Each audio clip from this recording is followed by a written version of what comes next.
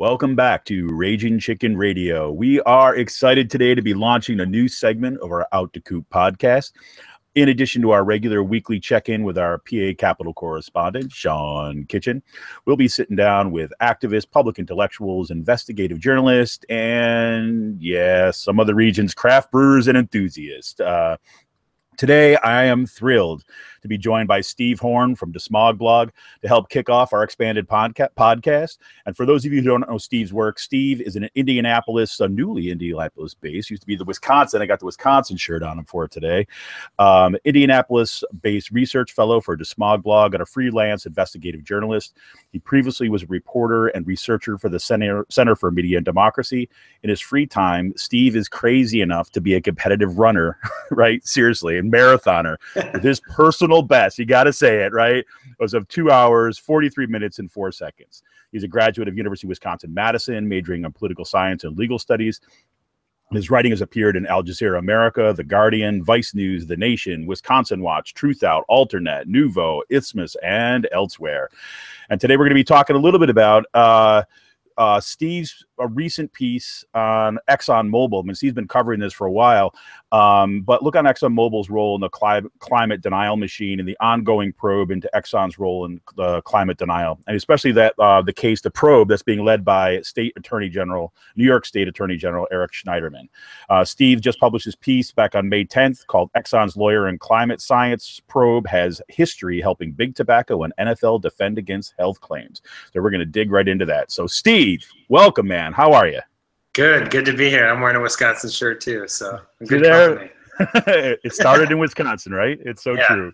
It's so true. And I'm so psyched that Steve was, if people kind of rewind history a little bit here, about back in the fall, we had Steve out at Kutztown University for a citizen media forum to talk a little bit about, how he kind of got into this work and so on. And so maybe down the road a little bit, we're going to have him back on to talk a little about the nitty gritty of that stuff. Because, Steve, I'm telling you, your work, I'm a huge fan of your work, especially as I was saying right before we went live, is just, you get down into the nitty gritty of this stuff in ways that you just don't see elsewhere. So, kudos to you, man. Thank you. Again, thanks for having me on. I appreciate it. And it was good to be on campus in the fall too. Yeah, that was a blast, right? Especially just at your first thing, you look at which way do I run? That was like the first question. That was the first question, yeah. All decked out in your bright yellow, ready to go. I was like, he's dedicated. So, all right. So before we get into your article, which really focuses on, it really kind of gets into this lawyer who's headed Exxon's defense team, or at least they're hiring as part of the probe.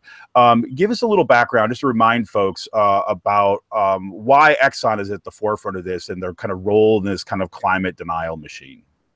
Absolutely. Yeah, I think this is a crucial background before we can even talk about the next part. And that is that since the fall, before that, it was known that Exxon had funded climate denial. But since the fall, what we've learned from investigative reports from Inside Climate News, from the LA Times, in particular those two outlets, and others. We actually just dropped a piece ourselves about this. Mm-hmm. It's not only what Exxon denied, which is climate change exists, it's a reality, it's getting worse, but it's that Exxon actually knew the opposite from its own internal research. And that is research that was going on since the dating back at least the 1970s. Some have rewinded the clock even further back to industry knowledge at large, now to the 1940s. But Exxon itself knew from the 1970s, based on its own internal research that it was proud of, that was it was pioneering at the time, really, this climate change research, that carbon dioxide could warm the planet. So Exxon was at the forefront of this research, knew about it, and then decades, especially starting in the 1990s, and in between then, so in the 1990s, it had started ramping up climate denial funding through think tanks, through various media outlets, and just a concerted effort to deny the climate change, or at least sow seeds of doubt that climate change is real. But in between those decades, Exxon cut back on its funding. So it pumped funding into climate denial, cut back on its funding of climate change research. And so that is seen as exhibited in Inside Climate News's reporting. So that is sort of the setup where we're at today that leads into, okay, so this whole thing took place. Attorney generals became interested in it, and at the state level in New York in particular, they have a strong racketeering, sort of its own RICO, racketeering influenced and corruption organizations, and they have the Martin Act, in which you can bring this, you can prosecute a company for fraud. And they were under the Martin Act. Right now, there's an investigation to see if Exxon had basically conducted itself as a corrupt and fraudulent organization and defrauded the public. And this is interesting too. I mean, people should know that, the reason why Exxon knew way back when, right, is they were looking to develop this huge kind of natural gas reserve off Indonesia, right? I mean, off the coast of Indonesia. And so they have, these oil companies, they hire and they have scientists on their board, not because they're just interested in science in some abstract sense, right? I mean, the scientists are there, one, obviously for, how do you go about best drilling and all this other stuff, but also to help the corporation, right, determine what its long-term costs are, right? So that it was looking into climate change and looking at the long-term projections as an influence on its profit over the long term, right? Correct. It was two fronts. One was, of course, for drilling. So the LA Times article, the first big one that they put out was, what did Exxon know about the Arctic? Well, one of the reasons they were looking at the Arctic was because they're interested in drilling in the Arctic. They're also interested in studying what are the impacts of carbon dioxide and melting the Arctic for potential drilling in the Arctic. So that's one. There's other areas off the, up in Alaska, in the Arctic there, et cetera, in Canada. But so there's, yes, of course, for the drilling and exploration and production aspects of it. There's also for regulatory aspects. For due diligence purposes, the company needed to know, okay, if this is going to be an issue, that is, how bad is this issue of carbon dioxide and greenhouse gases in the atmosphere? So we need to answer that first in order to determine how we prepare ourselves as a company to comply with the potential regulations to come. What they decided was, well, it doesn't, based on their own lobbying efforts, what they decided is, well, it doesn't really look like there's going to be much regulations. So the due diligence was done. They did realize climate change was real. What they decided, then they lobbied to ensure there was not going to be those regulations. And then what they did after that was, of course, the denial, so that the public would decide that we don't need those regulations, or at least a large enough swath of the public, and buy off politicians, the whole influence peddling operation. Right. So really what's at the heart of this case is that Exxon had, they were at the cutting edge of climate science, because they were looking into developing new resources, and they had the scientists that had already seen that, we know that global warming is real. The scientific consensus really came together in the 1970s, and they made a decision at that point to basically move forward and say, hey, let's, it's not going to impact us directly, so let's plow ahead.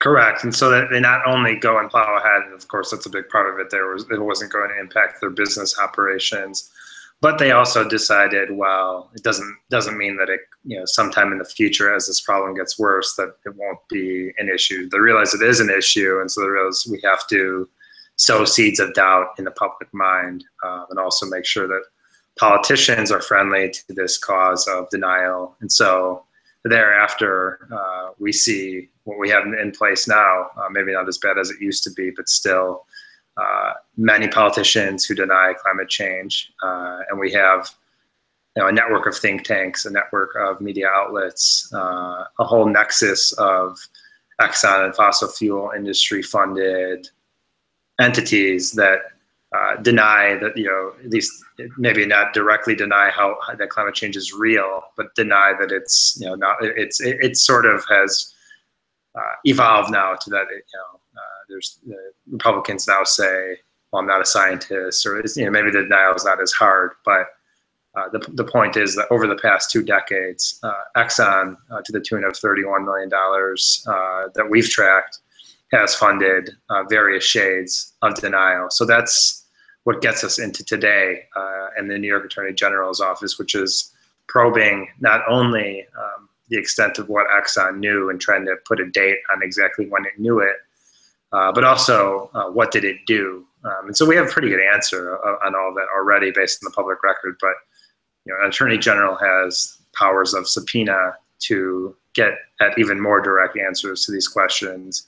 And after that, then the attorney general of New York, but also now this is lots of attorney generals across the country, can come forward with potential, the power of a prosecution or of a trial. And so that's sort of where we're at now, is only the investigation phase, but this investigation could lead to more. Right. Excellent. So this is a good place because we're coming up on a break right now, and we come back to that. We got the context now, and something that you just mentioned about kind of sowing these seeds of doubt, and that kind of connection with the lawyer that Exxon basically hired is really at the focus of the piece that you just published. So as we come back after the break, I want to kind of get into that a little bit because it's not just that Exxon knew, right, but it actually had a role. And I'm looking at this case. The attorney generals have a direct interest in this because of New York, of course, right, is on the coast, right, and it's directly going to be impacted by any kind of sea level rise as a result of climate change. So we're going to come back right after this break. This is Raging Chicken Radio. I'm Kevin Mahoney, the editor and founder of Raging Chicken Press, and I'm sitting here with Steve Horn. We'll be right back after these messages.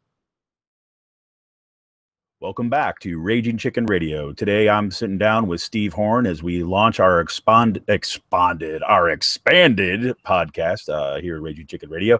And we've been talking about ExxonMobil and its role in the climate denial industry, some of the history behind ExxonMobil's knowledge of climate change, kind of way back in the 1970s and 80s.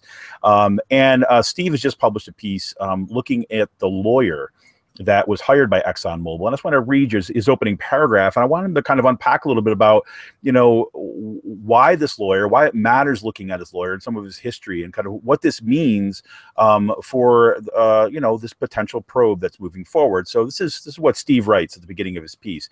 This is Ted Wells, an attorney hired by ExxonMobil to represent that company against accusations it lied about climate risks of burning fossil fuels, also represented the tobacco industry in the lawsuit brought by the U.S. Department of Justice in 1999 under racketeer-influenced and corrupt organizations, the RICO Act. DeSmog is found. Wells also defended the National Football League, the NFL, in the infamous Deflategate matter, as well as in litigation over the far more serious issue of concussions. All right, so that's a good setup, Steve. So, here's the guy. Why does this matter? So, Ted Wells is known as one of the most powerful white-collar criminal attorneys in the United States. And his name has really been in the news a lot these days for most people because of what's been happening in the NFL. Not so much with the concussion issue. I don't think as many people know that he was defending the NFL in that class action lawsuit that was brought against the league by players who had suffered concussions, although I think that's a crucial piece of information, which I'll explain in a bit. But he's most in the news today because of his role acting on behalf of the NFL in conducting the investigation against the New England Patriots for deflating, for Tom Brady, for the quarterback of the Patriots, for deflating the football. And the reason why that's relevant for this particular piece is it's an exhibit of a trend of Ted Wells. And it's pretty much essentially the tobacco playbook, which he actually has tobacco roots. I'll get into why that's important. But looking at the NFL matter, the whole Deflategate issue, when it's actually looked at kind of objectively, we take a 10,000 feet above view. Scientists have said that it's very hard to conclusively say that this football was deflated based on physics and blah, blah, blah, blah, blah. Ted Wells has gone ahead and still brought this lawsuit in this whole thing where now Tom Brady is suspended for 4 games, and that's all fine and good. But the whole thing that happened here was that science was actually manufactured in this case. In the investigation is something called the Wells Report, in which they hired a third-party contractor named Exponent, and it's been hotly disputed.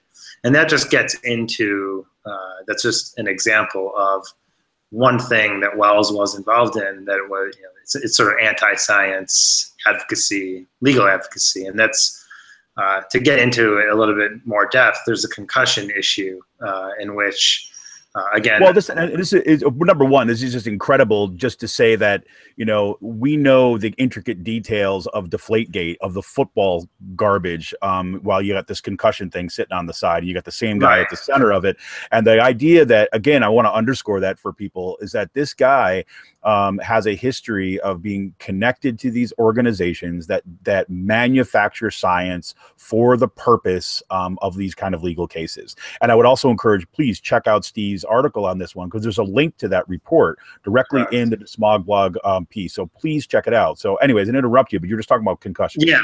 And so the concussions issue, again, there's pretty definitive scientific proof on the fact that, you know, football, professional football, is leading to concussions. Lots of players. Yeah, who would have thought, right? And so it's become a major issue, major class action lawsuit. But one of the more telling pieces, this will transition well into the tobacco part of this, and this is the most important part. But in that whole episode, the New York Times wrote a big investigation just a couple of months ago in which they showed that the NFL was, again, manufacturing science to show that the problem wasn't as bad as it was by fudging reports and that sort of thing. And but they want to step up beyond that. And I think this is what really upset Ted Wells and his law firm. They did not mention Ted Wells or his law firm, but what they did was said, look, the NFL has been hiring a lot of attorneys and lobbyists who had roots in the tobacco industry to work on this concussion issue. And what happened was Ted Wells' firm wrote, this is very rare, but the firm wrote a response to the New York Times investigation that the NFL published on its website. So they actually publicly responded to this New York Times investigation with a letter that was written by this law firm. Ted Wells' name is not on it, but his law firm's name is. And of course, as I just mentioned, he has been the attorney of record on this concussion issue and on Deflategate. He's very tied to the NFL and legal advocacy. So even if his name wasn't stamped onto that particular letter, Ted Wells was likely involved in some of the stuff behind the scenes, and that gets into tobacco, of course. And this is really interesting too, as well. Just the fact you have a piece like that, it tells you a couple things right off the bat, right? It tells you what they don't want us paying attention to, and they don't want us paying attention to this historical pattern, right? The playbook that you draw attention to in your piece, and the fact that he made a mistake, right? His firm made a mistake here by basically saying, "Hey, I know you didn't mention us, but we're going to jump in on this." So now we've got them in your sights, right? I mean, now you can see, okay, this seems to have touched a nerve, and it goes right back to tobacco. Exactly. So it goes to tobacco, and of course, this explains where I got in. I got in the front door for me for this investigation was when the New York Attorney General's investigation was launched. Just days later, it was announced that Ted Wells was going to be Exxon's attorney, but didn't really say exactly who Ted Wells was, except for maybe, I think, the Deflategate connection, but nothing about the tobacco connection. But it didn't take too long of searching for me to see, oh, wow, this was the guy who also represented Philip Morris in this lawsuit, this RICO lawsuit at the federal level that was filed by the Department of Justice. That took place between 1999 and the mid-2000s, so it was almost a half-decade thing where he was involved with defending Philip Morris. And so through these many entrances, you can see Ted Wells is connected to all these different issues. But on the tobacco thing in particular, why is it important? Well, in the case of tobacco, we have a lot of examples that we can actually point to because of the tobacco archives that came out as a result of settlements, the master settlement agreement that the University of California, San Francisco houses. So you can actually go to their website and look up Ted Wells' name, and you can see where, things that he was involved with for those lawsuits. So that's what my piece basically draws. Well, yeah, and right here, right? I got a picture of it right here. This is again, you can just go right to the DeSmogBlog's piece that Steve wrote, and he's got a link to this stuff.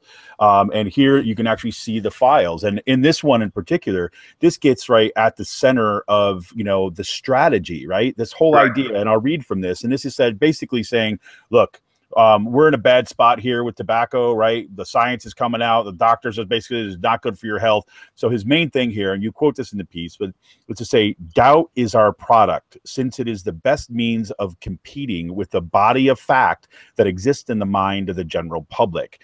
Quote, if we are successful in establishing a controversy at the public level, then there is an opportunity to put across the real facts about smoking and health. Doubt is also the limit of our product, unfortunately, we cannot take a position directly opposing the anti-cigarette forces and say that cigarettes are a contributor to good health. No information that we have supports such claim. And that really gets at, you get to see this as a strategy that is, I mean, you swipe out cigarettes and you put in climate change there, and it's essentially the same strategy. It's the same strategy, and the sort of the reason why that thing that you just read is so important. This was the centerpiece of the tobacco industry's doubt playbook. But you've seen the Exxon documents. They one of the ones that we unearthed from an archive in Canada. You actually see that they, in their own internal stuff, are saying there is no doubt that that carbon dioxide is causing pollution in the atmosphere. So they're saying the opposite publicly, and that is important in this case, not only because of what we're talking about just in of itself, but going forward, what did Ted Wells say when he's representing the tobacco companies? This is what's in the documents as well. And he said, and it's in my article, and that's that, yes, this was what we did in the past, but we've changed. Our culture has changed. Now we're with the scientific body, and what you see today, which is why it's so we're team players now. We're exactly. No, we hate oil. We hate oil now, and they are making a concerted effort. I've seen, and other people have noticed, that since the launch of the Inside Climate News investigation, and since the launch of the Attorney General's investigation, now there are 17 Attorney Generals that are investigating ExxonMobil nationwide. But we've seen ExxonMobil, they've rehired a climate scientist on their staff. They're talking more about alternative energy. And you can see a concerted effort where you can kind of see where it's going. You can learn from the past of these tobacco documents to see this is very likely the same exact thing that Ted Wells is going to try to argue to water down the potential crimes that ExxonMobil is charged with. And so we're still very, very early in the investigation, but absolutely. But I think, to bring this home to kind of why this matters so much, right, is that, and why the monetary aspect of this is absolutely critical. Like I already mentioned, look, New York is on the coast. A lot of kind of the biggest cities in this country and around the world. I mean, you're talking about whole countries that could potentially go under, not just cities, right? But, the way that I think most people experience like climate change, you're thinking about, okay, here's this challenge that's right in front of us. Like, so for example, this just came out of Think Progress's Climate Progress blog, when you're talking about next month, right? Bay Area voters are going to decide whether or not they're going to pay to adapt to sea level rise, right? So that, they see on the horizon that San Francisco is going to be, the whole Bay Area is going to be negatively impacted by climate change, to the point where portions of that city are going to go underwater, right, of that whole area. So now we've got, an issue that's going to go for the borders. Like, do we raise taxes in order to build seawalls and all this intense infrastructure, right? That is essentially a subsidy for ExxonMobil and these other companies that basically knowingly, right, contributed to greenhouse gas emissions and climate change. So, the question is that should the perpetrator, right, should the criminal be the one who pays, right, or are we going to pay? Because in this case, it's not like we have a choice, right? It's not like we have say, okay, they don't pay, then all is fine and good. They just get off scot-free. No. We're going to be paying the consequences through mass migration, through dislocation, and having to go have these massive infrastructure projects simply to have our cities and our countries and nations across the world survive.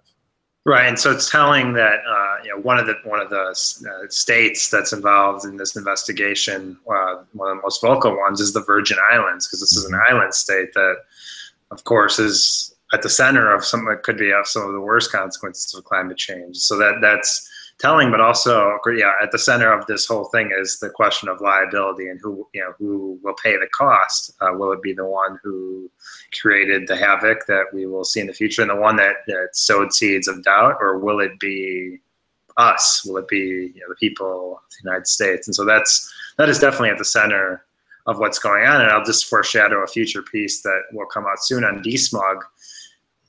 Several law firms, this goes beyond Ted Wells now, but several big corporate law firms have put out what are called client alerts.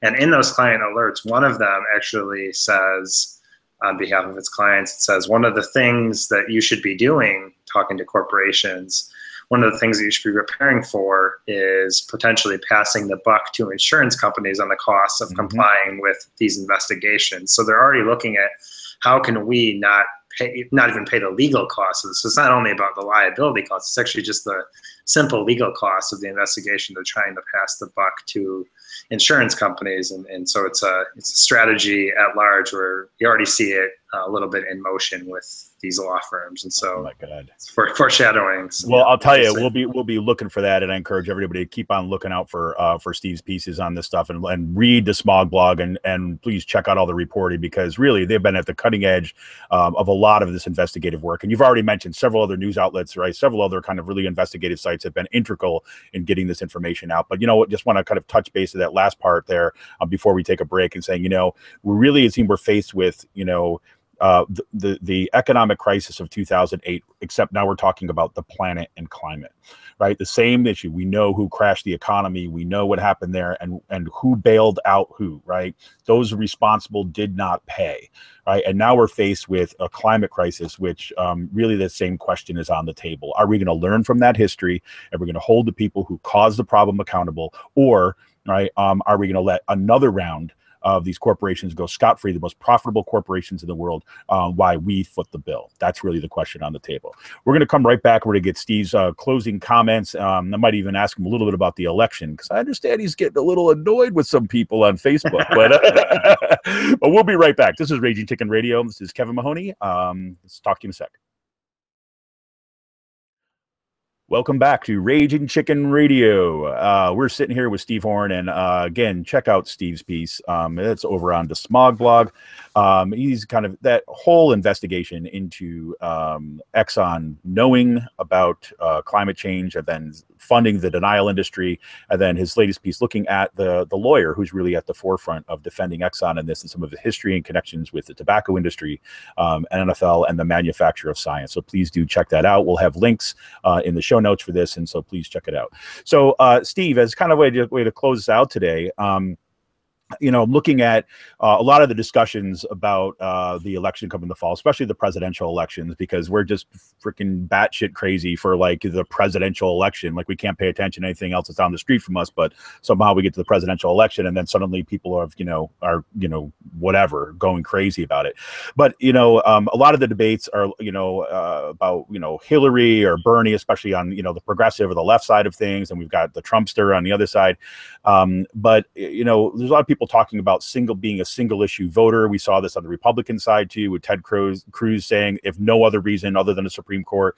We see that also now on the Hillary side, like in the Bernie side, the Supreme Court, that as the single issue to vote.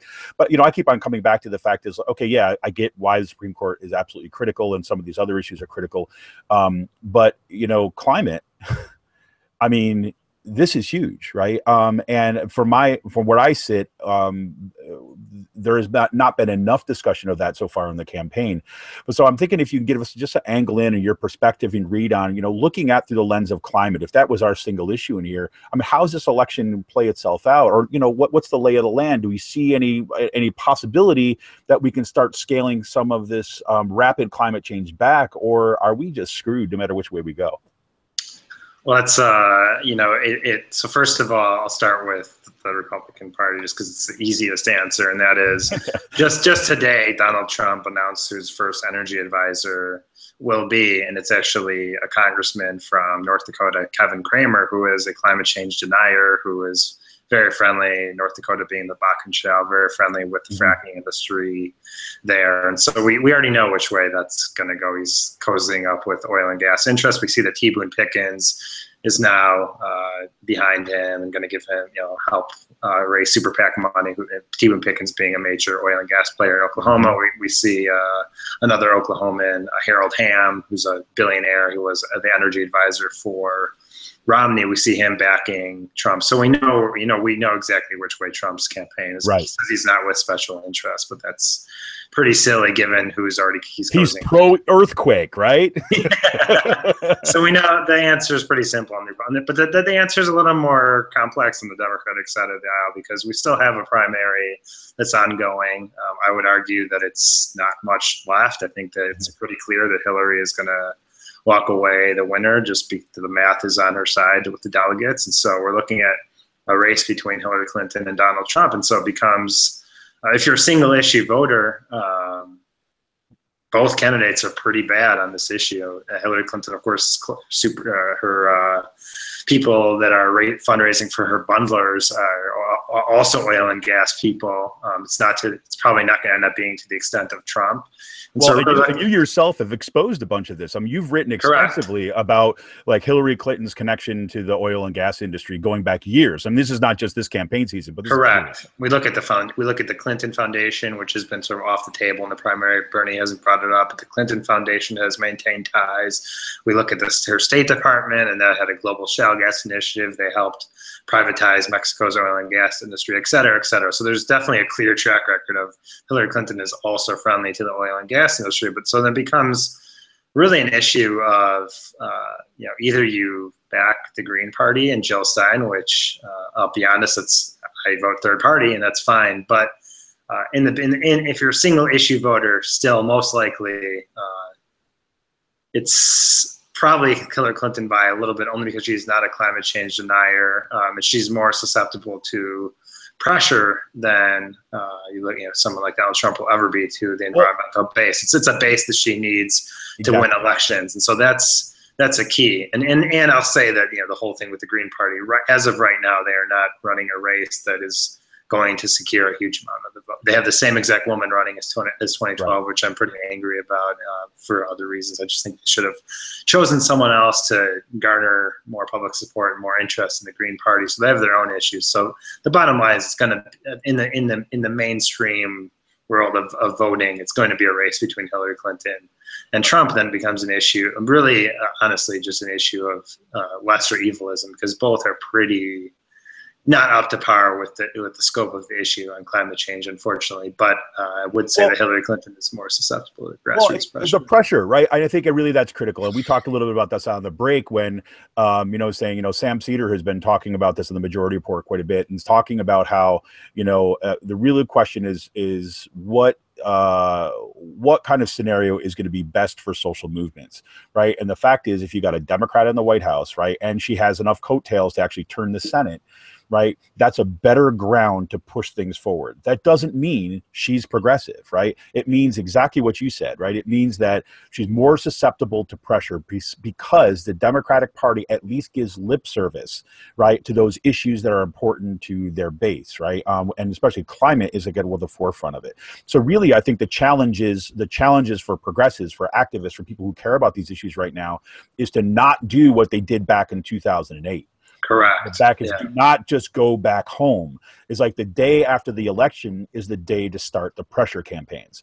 Right? Exactly. We've already seen what Bernie has done to the Hillary Clinton campaign already, because there's no way she was talking about income inequality. There was no way she was kind of just a couple days ago, right, talking about extending out the Medicare, right, the buy-in to Medicare. No way she was going there had it not been for Bernie Sanders, right? And now it's up to us, I think, to actually kind of, to basically just keep the pressure on and not go home this time around. And, frankly, because, look, we're running out of time. When it comes to the issues of climate, we're running out of time.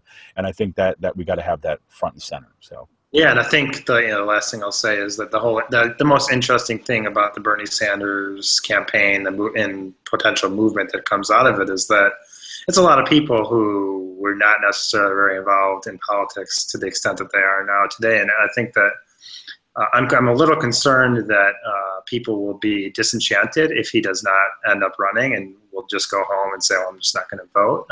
But not only not vote, even if I'm concerned that they're not going to be involved in democracy after that. They're not going to be active in their communities, and so I think that people have to see, well, we really elevated this guy who people thought had no chance. We really elevated this guy to a viable contender as a president. Look at the power we have. I think people need to realize that power and start building movements off of in community by community where he's been running for office. I think that's what's going to be key going forward, is what does this Bernie Sanders campaign, the people who are involved in the campaign, where do they go from here, and how does it evolve into social movements. I agree. And there was a piece in Bloomberg not too long ago. Was an interview with some of the Occupy Wall Street activists. Some of the really kind of hardened activists who've been staying with the issue of income inequality, have been organizing ever since Occupy Wall Street. As much as the mainstream media would like us to say that everyone from Occupy went away, these are folks who have continued to organize. And what I love the way that, I can't remember the woman's name who was interviewed as kind of one of these kind of leading activists, was saying, like, look, Bernie's one of us. Right, we're not following Bernie, right? Bernie is kind of one of us. We're to move forward, and her point was kind of like our movement is separate from that. That is kind of like a blip in the presidential election, right? Our timeline is different. Our timeline is the daily organizing on the ground, and we're not going to be interrupted just because there's a presidential election. Right. And if anything, her argument was that this is an opportunity to kind of energize even more activists to kind of move it forward. And I'm with you, man. I hope people just really are up for the challenge and are not going to go away, because we need folks on the ground. Absolutely. So, Steve, man, thank you so much for joining us today. It's always great talking to you. And we're going to have you back on again, too, as well. Some more of this stuff comes out because, like I said, your work is fantastic. Please go check them out on DeSmogBlog. We'll have links in the show notes.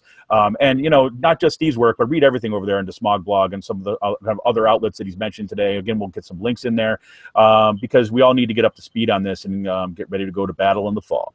All right. So this is Raging Chicken Radio. Steve, take it easy, man. Talk to you soon. Great to be on. Thanks for having me. All right, we're out.